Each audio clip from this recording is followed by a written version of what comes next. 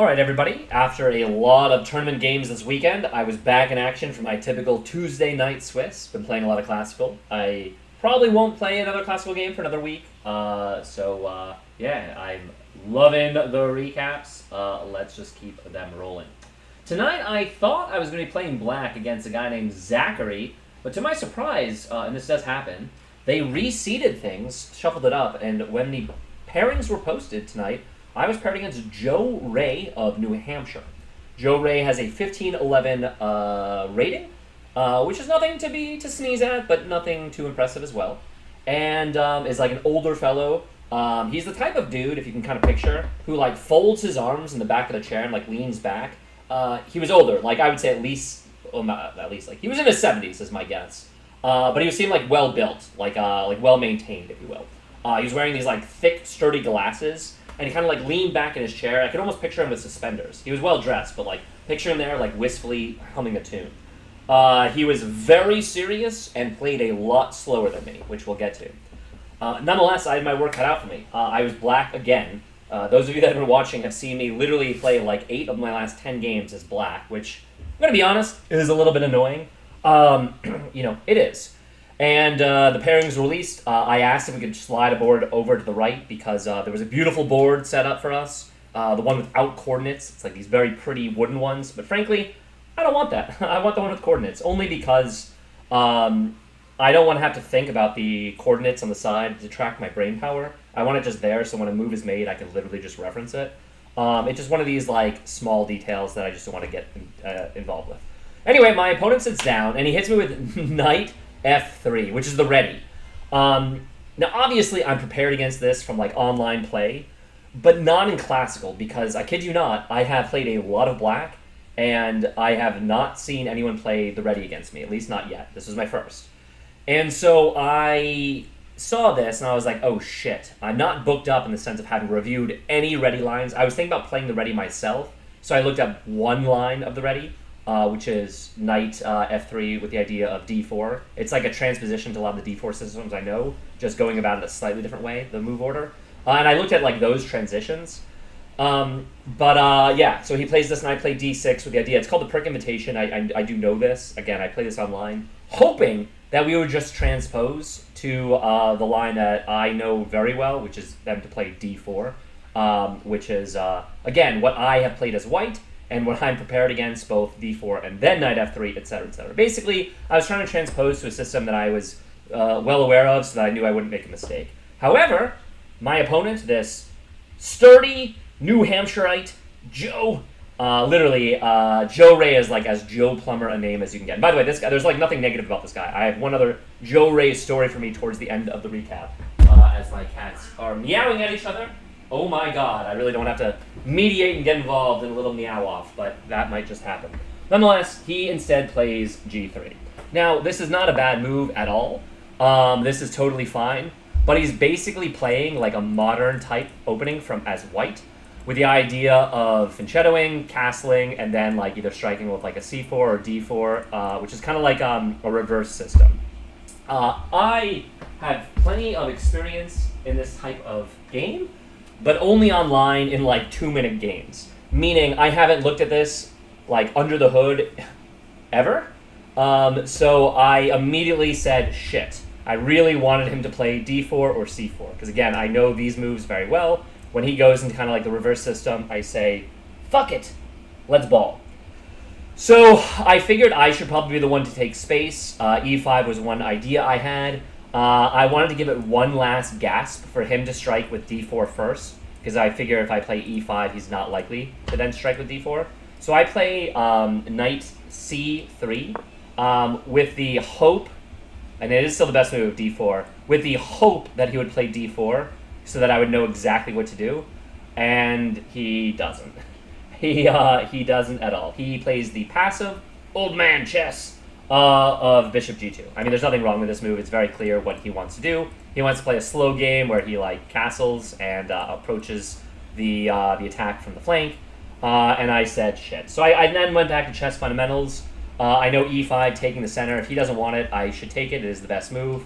Unfortunately, I play E5, but I am out of book in the sense that 3 moves in, I'm going to just have to be relying on my chess talent, which, let's face it, hasn't been that dependable. I am definitely better in like sideline theory stuff where I looked at stuff and I remember, like my memory is pretty good. Just playing the game, I could use some work. I kid, but only slightly. All right. Again, my opponent's 15-11. By the way, he peaked at 17-30, and he's not actually at his chess floor. My maxim is a lot of the older fellas are at their chess floor, and they're actually overrated. But he's actually at his rating. He is a 15-11. It seems like he's playing a lot, like which is great. Good for him. I mean, chess is awesome. He's playing a lot, and he's maintaining his rating. He's not fallen below his threshold, so he is definitely at his rating. And I didn't know anything about him. I haven't seen any of his games. I haven't talked. Like I think he normally plays elsewhere, but he told me he drove in from New Hampshire to play this tournament this month. That kind of thing. All right. The Tuesday night tournament is outstanding. Nonetheless, after I play e5, taking the center, he plays d3, which is like so passive, but there's nothing wrong with it. You know what I mean? Like hell, I don't know. I thought that he was gonna be more combative and try to like fight for the center, but he's just ceding the center. So now I have to kind of like make up the moves as I go, and and I think I made a mistake. I think I should have played f5. It's not one of the better moves. But with the idea of immediately just going after him, like just going all in after the old man, not like that, but like this. But instead, I default to just like typical chess stuff, which is knight f6. I figured in the opening moves, like none of this could ever be bad as long as I wasn't falling into any traps. Okay, it gives it excellent. I just didn't really know how to like attack this system. You know what I mean? Like I just didn't. So I just kind of put in the pieces out and thinking it's all okay. He plays knight b to d2, which I thought was wrong, and it is. As soon as he played it, I was pretty sure that his knight always belongs in c3, because now he's going to have a bad bishop for a while. He should also just castle. I mean, that seems like the clear idea in his opening. And I'm not sure if he has much to attack on the queen side, given his pieces aren't there. So anyway, the point is, I was swimming upstream without a paddle. I didn't know the opening, but I already self-assuredly thought that I was fine, and I am, which is funny. Computer, I avoid trying to move the same piece twice in the opening. It's one of those maxims, but they wanted to play d5, and I kid you not, I was heavily considering it. And then I figured I would go in kind of like the Philidor system that I know quite well by playing bishop e7. I thought it'd let me castle, and how bad can castling be, early moves? Now, the reality is this is an accuracy. This is not the best move. I kind of get that. I actually did consider a5, just taking space. It is what it is. I wasn't really considering fianchettoing because I thought with these pawns they'd be kind of stuck here for a while, and then I'd be kind of, having like a bad bishop just firing away blanks at the e5 pawn. All right, that's why I went outside here. Not that it's going to be any better here now that I think about it, but didn't think about it then. He looked at it, he shrugged, he castled. He's like, whenever I imitate a New Hampshireite, I use a Southern accent. Now, for those of you who don't know, people in New Hampshire do not speak in Southern accents at all. In fact, there's not even really a New Hampshire accent. But from a Boston perspective, and I don't mean this too critically, but people from New Hampshire are not like rednecks or hicks, but they're considered the rural folk of the Northeast. So this is my impression of a typical New Hampshireite. None of this has any bearing on the game, but here we go. All right, you are digging around with those pieces, and I see that you are playing the bishop to e7, but I'm just going to castle and play a slow, cool game. Anyway, that's kind of what I imagined the conversation going like while we were playing this game. Yeah, so in any event, he castles, and I play bishop e6. It's one of the better moves, one of the candidate moves. My thinking is generally the bishop is good when it has a lot of scope. I want to develop my pieces. I wasn't sure I should castle yet. I figured I would give myself the option to queenside castle. That was one idea. And I thought that he basically has this bad bishop, and I have the center. So again, I thought that I was already equalized. Now, again, the computer always laughs at me. My evaluation skills are just not that good. No, he still is white and he still maintains a small advantage, but, a man's got a dream. He then strikes finally by playing e4. And again, I thought this was kind of surprising because it seemed to stuck. Should have been his best piece. Now it's not really that good, and potentially I'm going to have some outpost squares. So my gears start turning, and I think, all right, there's this older man who's just come to Boylston for some chess. let's kick his ass. That's kind of what I was thinking. So I decide to be a little... Okay, I play the best move. Thank fucking God. And I play queen d7. It is the best move. Because I have 3 ideas behind this move. Number 1, very obviously, I'm figuring I might actually go queenside and just start launching my pawns. It's number 1. Number 2, I thought that, again, I always get made fun of when I have this plan, but I think it's actually good, that this bishop, although it looks decent on e6, might not be that great of a piece. And if I could trade these pieces, his king becomes very weak, and I really can launch my pawns at him and basically go to town. Number 3, this still maintains the flexibility of being able to play d5, which is something I'm considering as far as ripping open the center. The idea, of course, would be stacking the rook behind. Whoa, did you know you could resize the board like that? Cool. I didn't want the board resized, but I just started, grabbing stuff and letting things fly. Anyway, the computer likes it. It's the best move, so I'm glad that my plan-making abilities have not passed me. I thought his best move was rook e1, which is the best move, and I didn't want him to play it because I thought it made the bishop to h3 stronger when he kind of forces this trade, and then my idea, for the record, was to slam my knight on g4, and I thought I had a serious attack with the idea of bringing my other knight to d4 and basically pinning him in, making him not be able to do anything, and then I was going to play h5, h4. So that was my long-term attack plan. So I really was excited at this position already, thinking his king is already established where I can attack, and I have the flexibility of going either way. Boom, boom, boom. Alright, so the computer likes my idea. But he plays rook e1, and now I think that if I play bishop to h3, I thought he would just make a quiet retreating move. I don't know if it's any good, but I decide to look for a secondary plan. One such idea, and I play this in Blitz a lot, is going h5, h4, with the sack idea to then open up, basically, on his position. Whoops, okay, I'm drawing a lot of arrows. But basically, it looks kind of wild. It doesn't quite work in this position with the knight sack to retake his knight. But the idea in Blitz, at least, and I know it's never, good for black, it's pretty even, but it's aggressive and complicating, and I actually do this as black a lot, and it's decent. By the way, this is something I wanted to mention, Blitz versus Classical. I've been wanting to have this rant in one of my videos for a while. In Blitz, especially online, I'm very good. Okay, elite chess, over 2,000, chess.com over 1,800, and again, that's not super elite tier chess skills, master challenger, but and again, who knows what the percentages even mean online, but it's chess.com, 98%, lead chess, 94%, something like that, which obviously made me think I was better at Classical than I am. But the truth is, things that are really good in Blitz, like time management, pressuring your opponent, your mouse skills, and making complicating moves that might not be good, but because they're complicating, none of that applies to Classical. In Classical, it's literally about trying to find the best move and trying to find the best plan.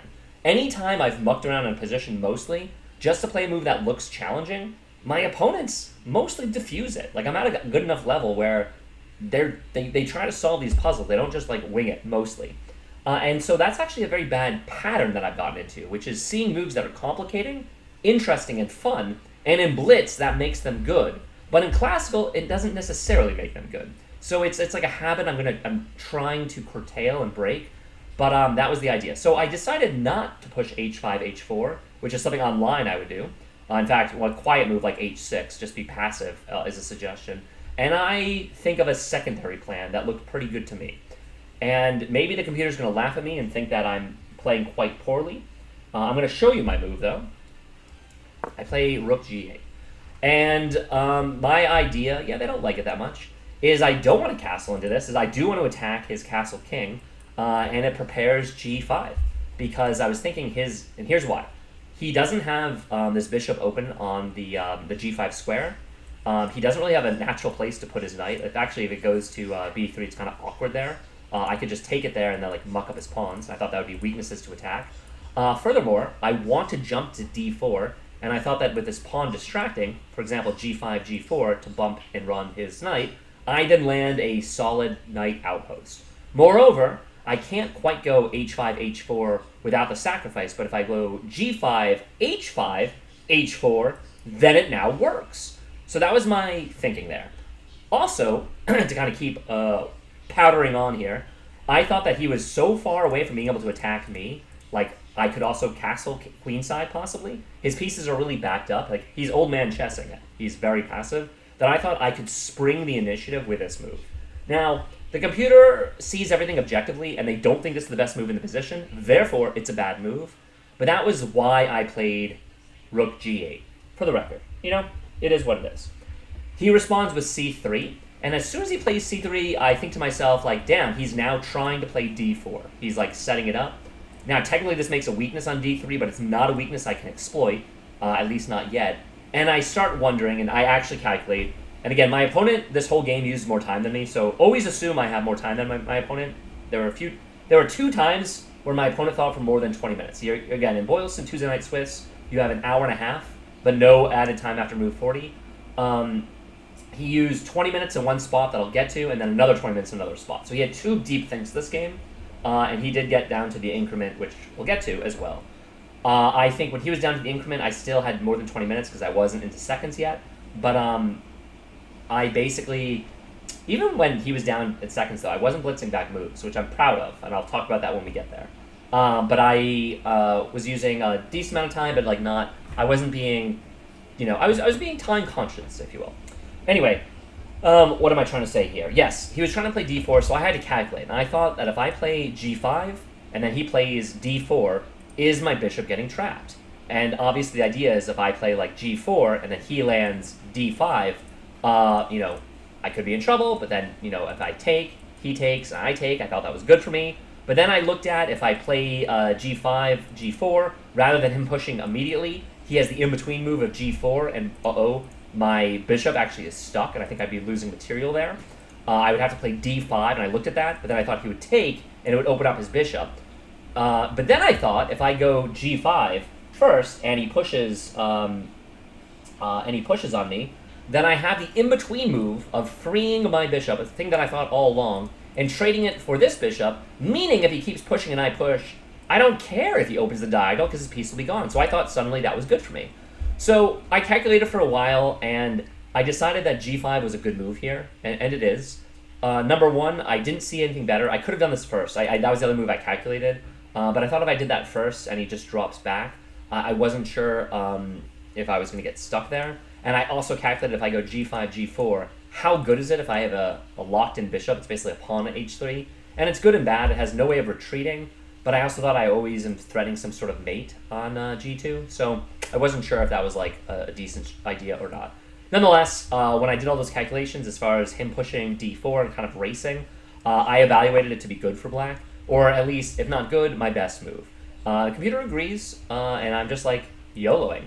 I'm trying to be aggressive, Be aggressive. Be aggressive.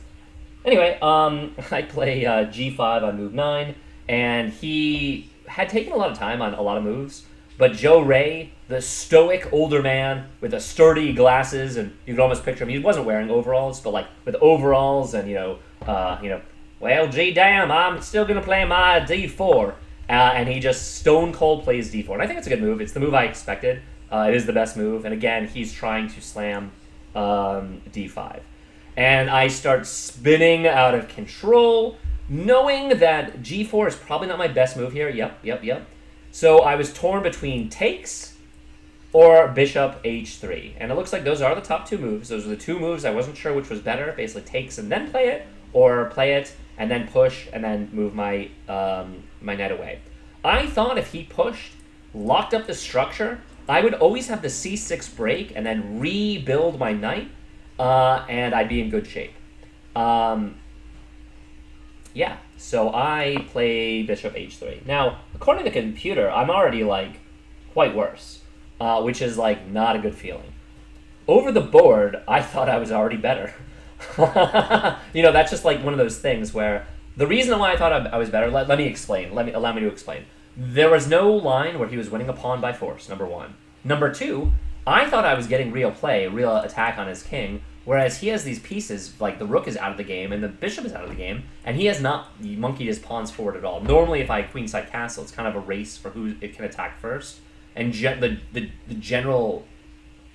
generality is the person who is attacking first is generally has the better position. I thought I was attacking first. I thought my attack was real as well. Again, if he takes, I slam in my queen, and then boom, I play knight g4. And that was my whole idea. Look at that, trying to mate this sucker. However, when I play bishop h3, and a lot of my calculations involve him taking and then taking with the queen. And by the way, then I thought if he takes and I take with the queen, I always had like the in-between move, I thought, of g4 to bounce his knight. Again, it's not even clear what square it has, let's say out to h4.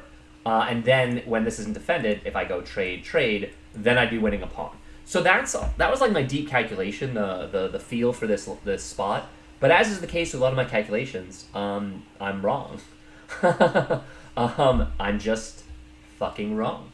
So yeah, my man, after I played bishop h3, shrugs and just slams d5 on the board, and he is about to get up to like go for a walk. Again, he's used a lot more time than me at this point, and I have to do the quick calculation. Do I take, and is that okay with me? Push there, or do I move? And if he takes, I take with the same attacking idea. And if he does something else, and then I take. And I thought that it was better to move my knight, which is good. So at least I make the best move in this position. You know, it's always good to occasionally make the best move in a position. And I just play knight b8. Yeah.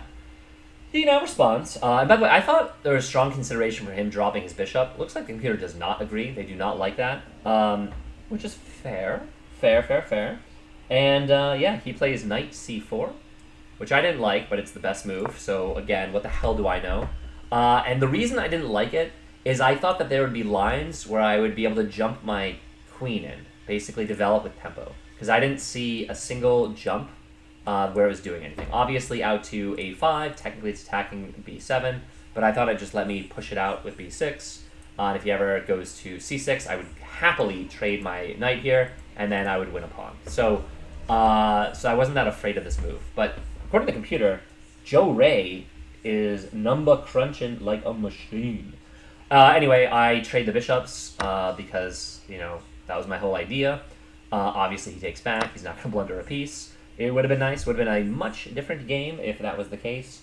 And then once we go bishop takes g2, king takes g2, I have to think about my plan because he is bearing down now that he's freed up his bishop on this pawn. And the idea is either g4, I wanted to play h5, but I can't with this under attack, or the passive h6. And it looks like the two moves are basically even, but this is a spot where I took 10 minutes to try to figure out which one's better. And like, this is what I mean, like as a, you know, playing chess is hard. These two moves are basically the same. But from a human, you don't know that. And it's like important to try to calculate like the differences. And the reason why I didn't push g4, and apparently I made the wrong decision, is I thought if I go g4, his natural move is knight h4, which I agree. I thought he was jumping into f5. Knight on f5 supported is really strong. I don't have a light square bishop anymore, and I really hated that. So I thought if I just played the simple h6, I'm taking away this jump, because again, this pawn, and I still have ideas of going h5 later and progressing into his position. So apparently I'm wrong. The computer says it's not a big deal if he gets his bishop, his knight there, which I don't get. You know, I don't get it, man. But I just played a very simple h6, and I was proud of this. Again, and he's plus 1.4, which is nuts. Because I swear, over the board, I was already like, yeah, I'm better. I'm gonna play c6, and I'm just better. Okay, you know, so be it. He plays queen c2, which is a reasonable move. It's one of his better moves, and his idea with this move, of course, is I thought that there were some lines, like I always plan on pushing c6 and it goes like trade. I'm obviously trying, or if he doesn't, my other idea was to play knight a6, jumping to c5 and putting pressure on the e4 pawn. Obviously if that falls, his position completely crumbles, but now he's double supporting it. He potentially can now start pushing these pawns, marching them. He's getting his pieces on the right side of the board. Yeah, it's hard to argue. Hard to argue with that. Anyway, I stick with my plan. It is the best move, and I play c6. I figured it's time for the c6 break, and I always expected him to take. To my shock, Joe Ray continues playing the best move. He doesn't take. And, like, again, for the record, I assumed takes, and I spent... So this is where he did a 20-minute think, by the way. He's plus 1.2 or so, and he thinks 20 minutes in this position. And I just assumed, I was thinking on his time, I was like, okay... When he takes, d takes c6, what am I supposed to take with? The computer wants me to take with the queen, and I'm glad. That's what I was going to take with. The natural move is redeveloping the knight, but I didn't like that. I thought I would go queen take to take away basically these queen checks, and still with the idea of getting my knight out to a6 so I could jump it to c5. Furthermore, I would immediately be attacking his knight, so it would be a taking with tempo, and I have the very obvious plan of getting my rook on the open half file and getting it to c8. So that's kind of what I pictured with him taking it. And again, after pawn takes, queen takes, I thought black was better. I thought. However, he takes 20 minutes in the position. I mean, you gotta tip your cap to him. By the way, my opponent played really well, and he plays the best move. He plays knight e3. So, I'm thinking to myself, I'm like, Joe Ray from New Hampshire, you, sir, are good at chess. How are you finding all these moves? Again, I assumed he would take, and when he played back, I was like, shit, well, what else am I supposed to do? I wanted to play 8, knight h6, and I also figured I should just, consolidate and take. And the reason why I took is I looked at this move. If he jumps, again, that knight to f5, I thought I was in really bad shape. So I thought I had to take, because then obviously if he takes with a pawn, he doesn't have that move. Well, I guess he would, potentially. But I could go, like, knight takes, and again, I'm then fine. And then, of course, if he takes with a knight, I would then take with my knight. Boom, he would alleviate the tension there and consolidate, and now I have ideas of pushing f5 myself. Again, continuing attack, attack, attack. Anyway, so I take, and my move is fine, but again, I'm impressed. My opponent is really playing quite well. The computer wants him to take with the e-pawn, which is better. It does take away the outpost, so the knight jump here, it is supported by the queen, but it's a little less strong. But instead, he actually goes knight takes, and as soon as he takes with the knight, if you look at it, this was a big mistake by my opponent. He's given back the advantage, and it's close to a drawn game, or equal, almost. I was telling my fiance that any game that's negative 0.3 to positive 0.3 is basically equal. This is 0.4, so this is still slightly better for white. But anyway, he crashes it in. I'm thrilled that I never have to worry about this knight landing on f5. I don't think for that long. He must have been annoyed because he had done like a 20-minute think and then a 10-minute think. 16 moves in, he was already... I know at 60 moves in, he was already below half. He'd already used half his time, 45 minutes, and I had not even used 30 minutes. So I know that was part of it. And anytime like your opponent moves fast after you do a long think, it's kind of annoying. But I thought that it was pretty obvious I needed to trade knights here, which it is. It's the best move, and obviously he's not going to sacrifice a piece for no reason. He then takes back the e-pawn, and we reach this position. 17 moves in after f takes d5. Excuse me, e takes d5. I don't know why I wrote f takes. That's weird. That's not possible. The f pawn is over here, and that was the e pawn. All right, well, my nomenclature is not always perfect, but this is what happened in the game. And I start thinking about the best move, of course. My first instinct was to play f5. It's preventing his queen from coming in. It's supported by my queen, and now I really have a pawn storm. But I don't play the best move, and I outthink myself. My natural move would have been f5, which is the best move. But I think for a while, and I play a worse move. I play rook to g6. And the idea here, I thought, was that there were some lines where I wanted to basically get my rook to f6, potentially behind my pawn, but potentially in front of it, with the idea of basically forming a battery. In other words, my idea was rerouting my bishop to d8 and then b6, bearing down like this, especially with the queen on this file, and then boom, checking, winning his queen. And I saw that line. I thought the way it started was rook to g6. Again, it's stopping him from infiltrating onto h7. And I also thought that if I just push f5 here, I wasn't exactly sure my sequence as far as how I was thrusting my pawns at him. So I thought I could do this in piecemeal. I was proud of this move, and I don't think it's much worse than... Yeah, they're similar, but it's still... My first instinct would have been my better instinct, It is what it is. Anyway, he doesn't take long in this position. He plays rook e2. And I think he's overprotecting the f2 square. So as soon as he plays that, my idea of rerouting my bishop, the dream is not dead, but it's not great. By the way, this whole time, 18 moves in, I really felt that he should have developed his bishop to e3. I'm wondering when that would have been the best move, but I remember on my turn, whenever I was calculating moves for my opponent, I always assumed he was going to land that, but he just, never does. So, it is what it is. All right. After rook g6, he plays rook e2. I now look at this. I don't think very long. I play the best move. I want to get my knight back in the game. I mean, I have some... He might not have great pieces, but I don't exactly have great pieces either. My idea, obviously, is to land it on c5, and then I have possible ideas of pushing my pawn. I also wanted to slam my rook on c8, get it in the game, kind of line it up with his queen. I'm glad it's the best move. It made a lot of sense to me. I didn't think very long on that one. He immediately monkeys forward with b4, and I think to myself that that's not very good.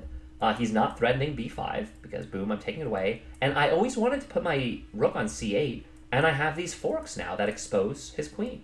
So I immediately play rook c8. I didn't think... The only other move I was considering in that position was king to f8. I wonder if that's up there. Yeah, it's up there, right here. That was the other move I was considering, because I thought that there was a lot of pressure potentially on the e-file. Actually, some sacrifices that I was looking at. And I thought if my king was one square over, my bishop is not pinned, and I just never thought they would work if I'm on f8. I will do a prophylactic king f8 soon, but that was I was considering doing here. However, as soon as he monkeys b4, I thought that this had to be the best move. It is, and my threat is very clear. I'm threatening to move my knight to b4, ideally taking a pawn, and of course then attacking the d5 pawn. If any of these pawns fall, for the record, black is much better. Like, I was positive of that. Computer already has this as like a basically equal game, 0.1, 0.2, 0.3, and over the board I again thought I was better. And the reason why is I thought I had moves like here and here, with the idea, a trick of pushing e4, dislodging the knight, which you'll see in action in a moment. So I thought I was winning a pawn, and that black was better. Again, I am eternally happy. Eternally happy. He plays, I wrote down, okay, queen b3. I wrote down a b3. I was like, what the hell? And this is his second best move. He obviously has to break the pin. He does not want to be lined up on the rook. He plays his queen over. And to be honest, to his credit, I thought that was decent. I thought to myself, like, okay, like, he's sidestepping the knight forks. Pretty good. But I set a trap. I set good, actually, no, I don't set a trap. I played the best prophylactic move first. So now... I thought that I could immediately infiltrate with my queen, threatening some shenanigans, also preventing him from playing c4. Obviously, if he ever plays b5, I have a beautiful outpost on c5, which would also be attacking his queen. But I figured I had a free move here. Let's improve my position. So I play king f8, which is, I'm going to say, the best move in this position. It sidesteps all the worries. It's the prophylactic move. The computer likes it, and I'm proud of myself. I'm tapping myself on the back. You guys don't see me, but I'm tapping myself on the back. And the reason why is now all these sacrifices that I'm calculating, and I was looking at them, they don't really seem that good anymore. They don't. And now I thought I was free to possibly play f5, possibly swing around, possibly, castle by hand, again, to line up my rook on f6 so that I can monkey forward. All those are in my wheelhouse. And my opponent is using a lot of time. I don't know if it was here or shortly thereafter where he did another 20-minute think. He got down from like 40 minutes to 20 minutes, only on move like 20 or 21. It was one of these moves. Let me see. Let me try to think. He plays bishop b2. No, he plays this move immediately. He plays bishop b2, getting his last piece. Well, this rook is still not in the game. But I didn't think that was that great because I didn't think this diagonal was that strong. And I am chock full of ideas. One such idea is pushing. That's right, to dislodge his knight. I didn't think that he had any real squares to go. I thought he'd have to go back to g1 or e1, I guess. Yeah, I guess that makes sense. Obviously, if he ever lands on g4, I was probably going to just take because my bishop wasn't that good. I'd mess up his pawns and maybe have an opening to attack on his king. I also was looking at a move like queen to g4 with the idea of e4. You guys can tell how good that is. Forcing him to move his knight. Obviously, if he then attacks me, I would check him and win like his whole I'd win his knight. I'd win without the game. But it didn't seem like that tactic worked quite yet. So instead, from this position, after I played the prophylactic move, he played bishop b2. I played h5, which the computer, I'm not seeing it as one of these moves, which means I made a mistake. Fuck me. I made a mistake. I thought I needed to go h5 with the idea of h4, which, okay, it's not bad. Okay, it's not bad. It's bad. It's not good because now he can play c4, but I thought c4 didn't work because I thought I would immediately swing in, which is what happened, by the way.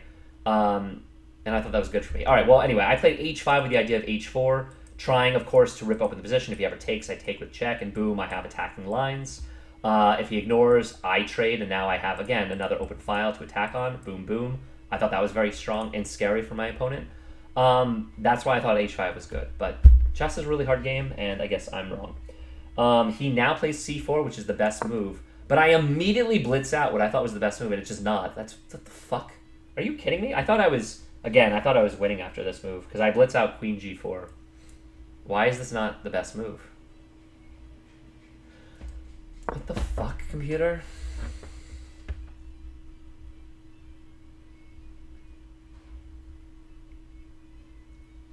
I played queen g4 because I have a sneaky trick here. My trick is to play e4, dislodging the knight, potentially picking up the rook, although I guess now that I see it in depth here, he could jump to d4.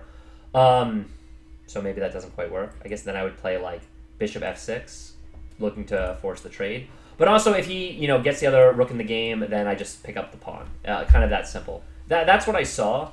It seemed like the naturally developing move. I still have ideas of like f4.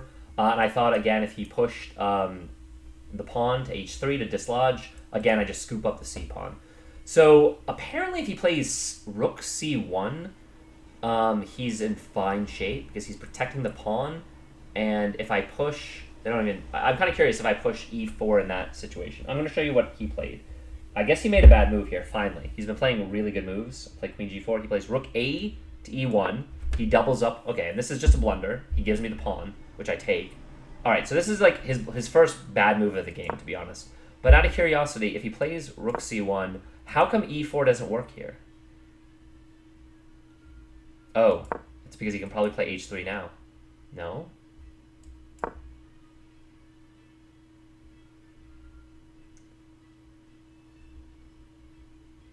Why does this not work? Oh, because now he plays h3.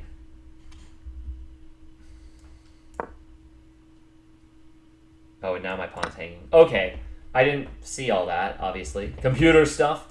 I thought that, yeah, computer stuff. Alright, well, this didn't happen. But I guess if he played that, hopefully I would have seen that I can't play h4 in this position. But, alright. Calculation. Nonetheless, he plays rook a to e1, his first bad move of the game. It is a blunder, and at this point, when I scoop up the pawn, which I very quickly do, it is the best move. It's the only move. I was like, nice. I'm going to beat this guy. Joe Ray, you've come to Boylston in the wrong part of town. All right. I'm going to... Enough with that. Anyway, I play queen takes c4. He sighs. He's down below... Let's see. He'd use the 220-minute thought. No. Okay, this was the second spot. Yeah, move 24, where he uses the 20 minutes, where he goes down from like 45 or 40 minutes to about 20 minutes, just below 20 because he's showing seconds. And I was shocked because I thought, doy, you have to trade, buddy. But apparently, he doesn't. Apparently... Interesting. Apparently, you don't have to trade queens here. Apparently, rook c1 is just as strong, because then I would take his rook, he would take my rook, I would then move here, and we just play the position out. I'd be up effectively one pawn. I didn't realize how close these two moves were. I probably should have thought a little more carefully. To me, this looked pretty obvious, because I thought that I would always be able to trade queens, but that is not the case, because if he obviously does that, it's with check. So I definitely would have had to reevaluate in this position. Nonetheless, I took the pawn. I'm thinking to myself, like, I'm up a clear pawn, boom. He now, after 20 minutes, decides that taking the queen is his best move. I obviously take back with the rook, and black is now officially better. And I've turned the game. I thought I was better for a bunch of moves, but finally, according to the computer, black is solidly better. And by the way, the spot is about to come up where on my score sheet he circled it because he didn't have time to analyze again. This was the story I was going to say. He didn't have time. Our game was long. It lasted a long time. I was like, hey, Joe, do you want to analyze with me? And he was a nice guy. Again, I don't know why I'm making fun of a fake accent. He didn't have an accent at all. But he's like, he said, I'm sorry. I've got a long drive ahead of me. I live, northern New Hampshire. I got to get home. And I said, no problem. Although he said one other comment, which I will get to at the end of the game, that was not as cool. In fact, it was very uncool. But on my score sheet, he circled one move. It's coming up. In fact, it's my next move. That he's like, this was your mistake. Cool, dude. All right. I play rook takes, and obviously I'm always aware of these sacrifices that are coming on down. And it's funny because he went from 25 minutes or so, 24 minutes, down to he used more than half of his available time. I would say more than 10 minutes, and he had 25. Yeah, he got down to like 8 or 9 minutes only on his clock, and I was actually shocked. I was like, wow, this dude is using all of his time. And I knew when he was taking more than 5 minutes in this position, I thought the obvious move was a3. Now, for the record, the obvious move of a3 is the second best move. In a blitz game, you would just play it. But he finds the bishop sacrifice, and it is the best move. But I calculated on his time. I thought if he takes my pawn with his bishop, I could choose not to take, but I thought it was correct to take. He would then take with the knight, and you can see this. He's forking my 2 rooks. Rather than take the pawn, I would retreat to c7. He would then take my rook. I would take his knight, and yes, his rooks are bearing down on my bishop, but my rook here and my king would defend, and I would win this pawn because it's isolated, and if he ever pushes d6, boom, I would just swing in with my bishop. His pawn is under attack, so he still has to waste time with the a3 move, and life would be good.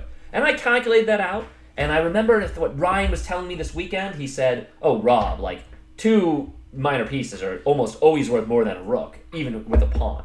And that's basically what's happening here. So I was like, fuck yeah, sacrifice all you want. This is going to be good for me. I'm winning. However, it's not that simple. So he takes 13 minutes of his available 22 minutes or so. It gets down to 9 minutes or so. He sacrifices, and yeah, I think to myself, shit. Shit. I thought I had to take. I did look, by the way, at not taking, but I thought that if I leave this bishop over here, my bishop is undefended, okay? So I thought that with the 2 rooks bearing down, I would have to like move it anyway. He also has like a mating diagonal, so I was very afraid of playing something like knight takes b4. For the record, I did take. He circled this on my score sheet, and this is a mistake. Now, it's a miss. It gets the game back to like parity. It's not like it's a loss. But I did briefly consider knight takes pawn, and I also considered rook takes pawn. I'm kind of curious, because I was looking more at rook takes pawn, which is just bad. Yeah, okay, cool. Maybe that's why it didn't work, because he then slams this down, and I'm actually in a lot of trouble. All right, cool. Why is it that knight takes b4 works so much better then? Do I have some kind of knight fork? Kind of curious. Ooh, I didn't see this. I didn't see this at all. This is better because after knight takes b4, I can then play knight takes d5, which supports the bishop, and then black is just clearly winning. I didn't see that, obviously. That's why I took with the pawn. Because I didn't see that I'd be able to... I thought I needed my rook down to c7 to support my bishop. I didn't realize I could do this, which then defends my bishop. That's tough, in my opinion. IMO, that's tough. That's why I took. Anyway, I saw this. He takes... And by the way, I thought with the 2 minor pieces for the rook, I thought I was winning in the endgame, which is why I was fine going into this, for the record. Also, apparently, I did miss this as well. I guess I was missing a lot. I mean, he's down to 8 minutes. I think at this point, unfortunately, I was also moving faster than I ought to. If I take this pawn and then he takes, I can take. Is that even so good for me? I played the rook to c7, which is slightly worse. Again, I thought I was gripping everything. He would trade, and I would have these 3 pawns. Apparently, if I take bishop takes on b4, oh, they like this. This is complicating. And then d4, rook d4. And then he would play knight takes on g6. And I would take, obviously, with the f-pawn. And apparently, this position is slightly better for me than the position I got in the game. 0.1 versus 0.3, if you see this position. Because he obviously then took my rook, and I took back. Okay, interesting. Chess is hard. All right, when I take back, f takes, we had this position. Now, according to the computer, he's actually slightly better. Over the board, again, I did a count. 1, 2, 3, 4, 5, 6. 1, 2, 3, 4, 5. and I kept hearing Ryan's words in my mind, which is, "Yeah, Rob, the two minor pieces for the rook in the pawn. It's the same evaluation for points, but like the minor pieces are almost always better." Ryan, that's my impression of you saying that to me. It was literally from this weekend. But according to the computer, that is not the case. Had I known that, I would have thought maybe to look for the deeper, like the knight capture on b4, rather than go into this. Because I thought that this was an endgame where I was clearly better, if not winning. And the computer says he is the one pushing for the win, which again blows my mind. Blows my mind, guys. Blows my mind. Nevertheless, we fight onward. F takes on g6, which, is obvious. He has me in check. I have to take. According to materia, we're not playing Final Fantasy. This is very, very even, but according to the positions, I guess he already has the doubled rooks. He's got the connected pawns. My pawns are disjointed. I'm a little split from them, and my knight has no activity. So I definitely have problems with the position, like big problems. The only advantage is he is now down at move 28. He is down lower than 5 minutes. This dude, by the way, recorded moves until he was down to like 3 minutes, which you don't have to do. He eventually took a picture of my scorecard, but yeah, he was like recording moves even only like 3 minutes. I wasn't like super turbo blitzing back to him, but give him credit for that. Most people stop recording moves at that point, because you don't have to. He then plays a3. He locks everything up, and as soon as he plays a3, I actually thought this was a good move. I'm surprised it's not. I suddenly was very worried, and I realized, oh shit, I have no real knight jumps. Problem is when I go to d8, he can restrict my knight further with b5, taking away these squares. So I suddenly got very nervous, and I thought I needed to clear an opening for my knight to jump. So I found the best move pretty quickly. I played rook d7. The idea, number one, is obviously immediately I'm threatening his pawn. Not really, because I can't move away from the defense of my bishop when his rooks are connected. But I also needed to open up a square for where my knight could jump in. He plays d6, so he immediately thrusts down, which is the best move. By the way, this guy was blitzing, his last, let's see, for the record, it's move 29. We play 49 moves, so he plays 20 moves, and he, in less than 3 minutes. He was on increment for the last, bunch of moves, and he played, a near perfect game from this stretch. I'm not even kidding. So, what the fuck? Old man moves, old man blitz, no fucking mistakes. How the hell do they do it? Give me a fucking break. Come on now. Being up in clock is supposed to be this big advantage. Anyway, he attacks my bishop, and I didn't think I could take. Computer says I could take, because I thought that he would then pin me, and I didn't see the follow-up. It's difficult to see, for the record. Here, I'll show you all. I end up playing bishop f6. Had I taken, apparently I would have been slightly better. But what I saw, and again, I took my time. I wasn't blitzing back, I'm telling you. I calculated this, which means, I thought in this line, in d2, that I'd have to, I'd be too slow to, move down. But I literally missed the fact that that once you play here, you can play rook e7. And I missed this. When I very quickly, coming back, looked online, the game, and I realized I missed this, I said, oh shit. Now, for the record, I don't think it's necessarily that good for me. It is, it's 0.1, but I'm not sure it's that good for me, because I still have problems with my knight. Yeah, I don't know. It's I missed it, but I'm not sure it's that good for me. That's all I'm saying. Anyway, and by the way, he does not play a perfect game down the stretch. He does make a blunder, so I'm being slightly facetious, but only slightly. Anyway, I play bishop f6 because I didn't think that I could take the pawn. He then plays rook d1. He is defending his pawn. And the computer says it's a 0. So the big positive is that he's in deep time control issues. I realize I need to get this knight out. I spend a lot of time calculating. It's funny, I was calculating between... I didn't know what was better. King f7, knight b8, or b6. Okay. I was looking at all those moves, and I just didn't know. And I picked the worst one, even though I spent some time on it. The reason I was concerned about knight b8 is I wondered if he got his rook down and checked, if I would lose the piece. And I then realized I always had this move of rook d8 defended by the bishop as well, defending the knight, and everything is solid. And then when I move down, I'd be able to redevelop the knight to d7, blockading the pawn, and then I'd be able to squizzle it onto b6, and I'd be actually really good there. So I saw all that, so I thought based on that I should play knight b8. The move is fine. It's excellent, of course. Okay, good. So, all right, so I didn't necessarily play the wrong move. All right, cool, but I was very worried. He then plays b5, which I was worried about. Obviously, this restricts my knight. It is a good move. I spent like 10 minutes of my 30 minutes. I'd spent 10. I was now finally down below 20 minutes calculating, and I thought this was all fine. Obviously, if he takes, I now suddenly spring to life. I no longer have issues with my knight, which is great. It's the only issue in the position. I really thought I should be better with the two pieces. I'm really surprised. Anyway, a6.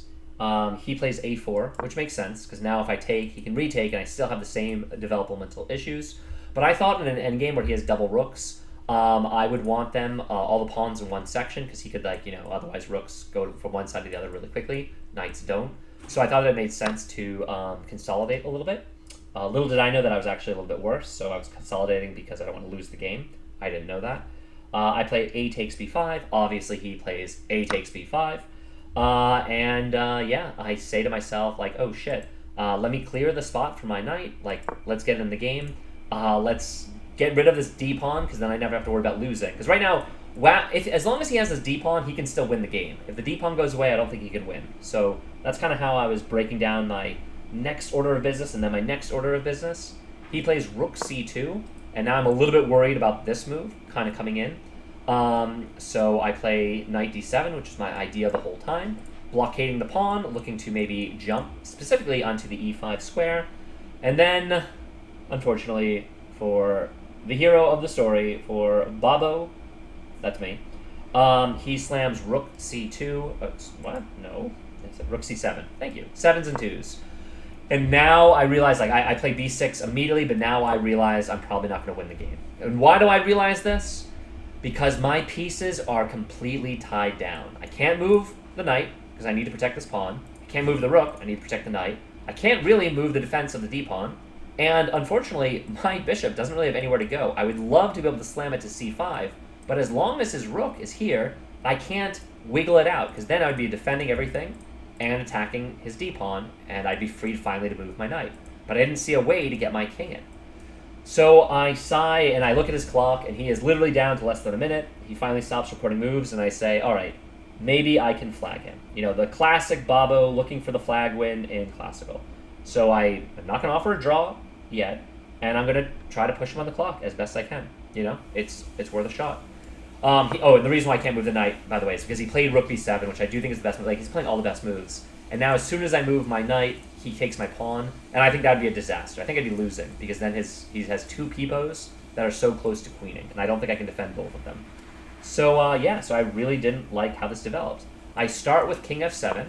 My idea is maybe if he lets me wiggle, then I'd actually be able to use my king as a strong attacker and pick off his pawn. But very simply, he plays the only move, the best move, rook e1. It's not a hard move to find, in fairness. And he's now cutting off my king.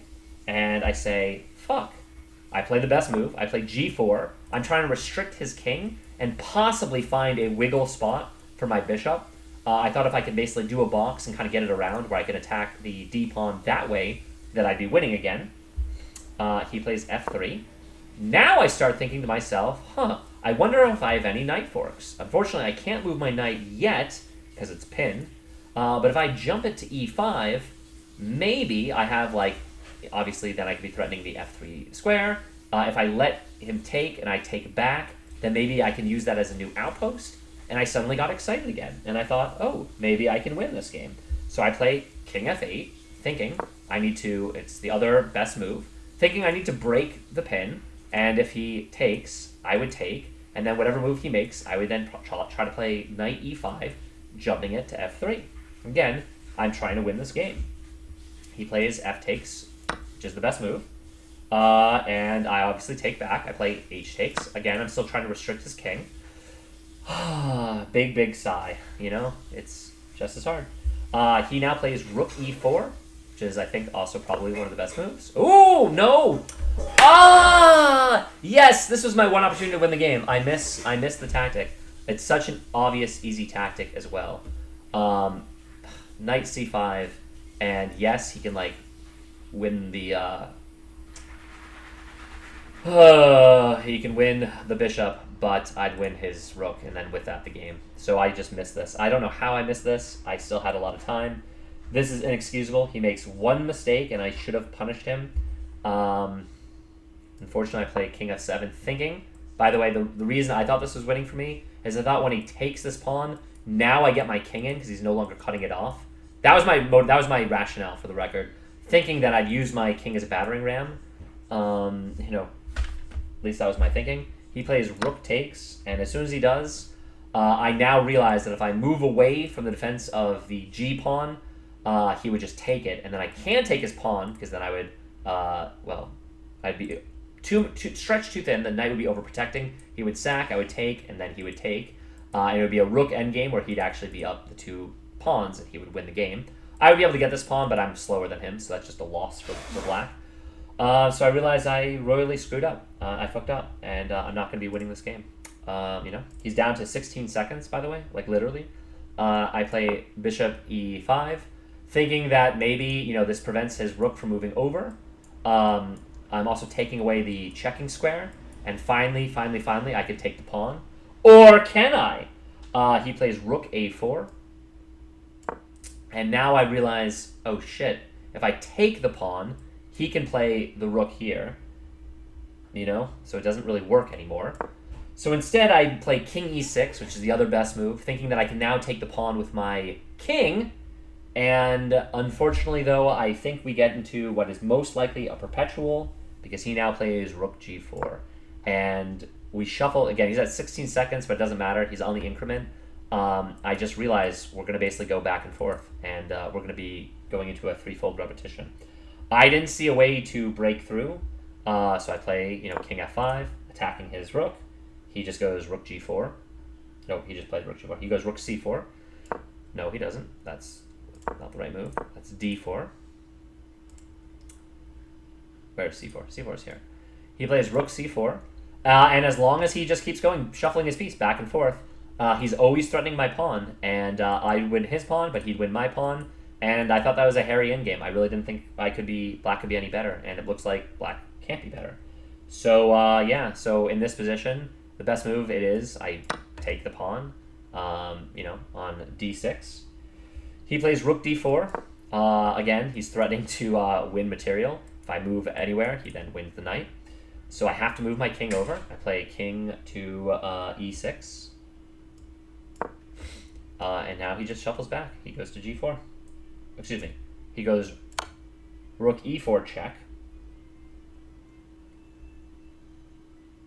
I play king f5, thinking I'm attacking it. He plays rook g4. No. Why am I writing these moves down wrong? Played rook e4. I play king f5. He plays rook d4. Oh, right. He just shuffles back and forth. I play king e5. He plays rook g4, attacking the pawn. I play king f6. Just trying to defend. We're just shuffling back and forth, and what do you know? He goes rook d4, only move. And in this position, he's down to 60 minutes, but I got down to 11 minutes. I spent, from my 15 minutes, I spent 5 wondering if I gave up this pawn and ran for this pawn and got the setup where my bishop would have the tie-in on b6 and my king would move around to win the b pawn if black was better there. And I decided that I'm not. That the best I could do was a draw or flag him. And he was moving so fast, he was moving so well on the increment that at this point I said, Joe, do you want to draw? And he said, gladly. And I said, I wonder if I was winning there. And this is where he said something that was jackassy. He said, you winning? If anything, I was winning. I just was low on time. And I was like, okay. He wasn't really being a jackass, but I said, okay. And I was positive that the only one who could be winning was me. But maybe he's right. Maybe the only thing I do have is to move back and forth. And the only thing he has to move, maybe it's just a draw. But again, he had 16 seconds. I thought that was crazy because I did think that I'd been pushing him around. And I guess he thought that he'd been pushing me around, which is crazy. Anyway, he then, on the score sheet circled move 25 after he took a picture of my moves. And he said, yeah, I think you went wrong with d takes e5. And according to the computer, he's right. I did, although I did have that one move only, where I could have potentially won the game. Let me add this to my game collection. Boylston Chess Club, October Swiss. So we drew. I got a draw. And the truth is, let me talk about this for a second. First off, Joe is legit 1500s. He used to be in the 1700s. He's gone down, but he's not at his rating floor. At the moment, right, my rating's a little bit below that, so I can't be too unhappy. I still gained rating with this draw. Number 2, I was black, so it's fine to draw as black, I guess. Number 3, because I already lost the first game, my chances of kind of meddling for the 4-game tournament was pretty remote, so I don't think drawing, basically, if I had won the first game, I would have liked to have won the second game so I could, play for first. But because I already lost the first game of this tournament, I'm not competing for first. So for that prize money perspective, I don't care that much as well. Also, the fourth little thing is I wasn't familiar with the opening, and I think I did pretty well, all things considered. So I was pretty proud of myself for that reason. So anyway, that was my draw. This recap has been about an hour. I'm going to just do the review real quick here, and then I'm going to sign off. Joe Ray and I both played a pretty strong game, 87.9, 87.2. Again, in the opening, I thought I was doing better than I was. I guess I was in a little bit of trouble in the mid-game. I won that pawn. I thought I was much better, and I wasn't. Crazy. I'm always optimistic. He made that sacrifice that he thought for so long, and again, I thought the sacrifice was good for me. I just thought it gave him practical chances, but the computer says it gives him objective chances. We play at parity for a ton of moves when he is super low on time. He made one mistake, but I didn't punish it. That would have been my only chance to win, and that was the game. I had one chance to win this game, and only one chance. He played pretty well, all things considered. I guess he made 2 blunders. So one of the blunders I did capitalize on. That's when I won the pawn. Somehow the computer, even though it's dead even and whatnot, gives him a lot more credit than me. Fuck you, computer. I'm tired of the computer saying these shitty things about me. Look at this. He played almost 90% endgame accuracy with literally on the increment, Old man chess, what can you say? All right, my next week's opponent, I'm actually not sure. Let's find out. Open round 3, no. Let's go to Boylston chess. Normally they list it, so I'm a little bit confused why it's not up. Who am I playing? Potentially at least. All right, let's find out. Yeah, you can hear that coffee in the background, so can I. It's terrible. All right, round 3, I'm playing. This is the guy I thought I was going to be playing tonight. Finally, I get white after 2 blacks. Let's get a good dub. So we'll see how it goes. Alrighty, have a good night, everybody.